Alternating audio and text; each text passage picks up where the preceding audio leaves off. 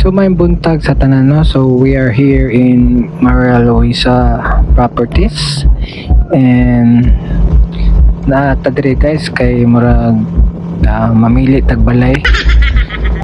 Natoy balay diri na worth of 90 million and I think nakakita po ko og 170 million nga balay. Unsa naman nga balay guys? So tan-aw ra guys, no? Wa ko musulti nga mopalit. So kaning dalan guys is accident prone ni siya kay stiff pa ni siya sa may TCH and grabe kayo iyahang pagka ingredients, no? Ang iyahang you need to check your brake kung before ka biyahe ka diri kay grabe jud ka stiff guys. Kung muwatan kag brake diri nakita yung San Pedro. So dili na to i-drop si ma'am kay mag site visit din si ma'am.